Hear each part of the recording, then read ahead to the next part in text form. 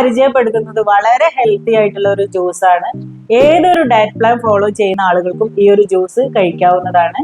Breakfast ആയിട്ടും dinner ആയിട്ടും ഒക്കെ കുടിക്കാൻ പറ്റുന്ന ഒരു ജ്യൂസാണിത്. അപ്പോൾ ഈ ജ്യൂസിന് വേണ്ട ചേരുവകൾ എന്തൊക്കെയാണെന്ന് നമുക്ക് നോക്കാം. ആദ്യമായിട്ട് ഞാൻ പരിചയപ്പെടുന്നത് ഇവിടെ ഓട്സ് ആണ്. കുറച്ച് ഓട്സ് കുതിർത്തി വെച്ചു. അതുപോലെ തന്നെ റോബസ്റ്റ് ആണ്, 2 റോബസ്റ്റ്.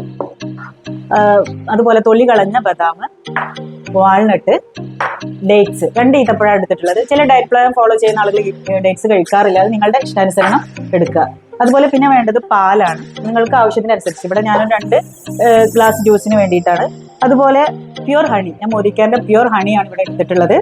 ഉള്ളത് പ്ലാൻ പ്രോട്ടീൻ ആണ്. ഞാൻ പറയാറുണ്ട്, ഞാനും എൻ്റെ ഫാമിലി സ്ഥിരമായിട്ട് കഴിക്കുന്ന ഒരു പ്രോട്ടീൻ പൗഡറാണിത്. വളരെ ഹെൽത്തി ആണ്.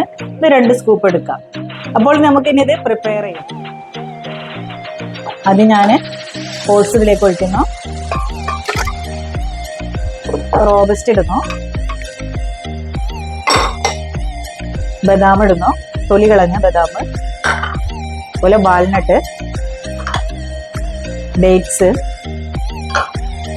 പ്യുർ ഹണി, മിൽക്ക്,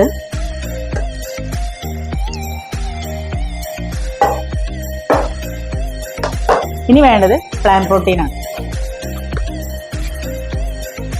ഞാൻ 2 സ്കൂപ്പ് ഇടുന്നുണ്ട്.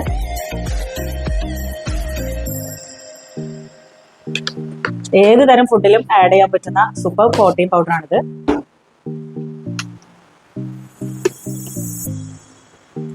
ഇനി നമുക്കിതൊന്ന് അടിച്ചെടുക്കാം. അപ്പോൾ നമ്മുടെ ജ്യൂസ് റെഡി, നമുക്ക് സെർവ് ചെയ്യാം. വളരെ ഹെൽത്തി ആയിട്ടുള്ള ഈ ഒരു റെസിപ്പി നിങ്ങൾ എല്ലാവരും ഉണ്ടാക്കി നോക്കണം.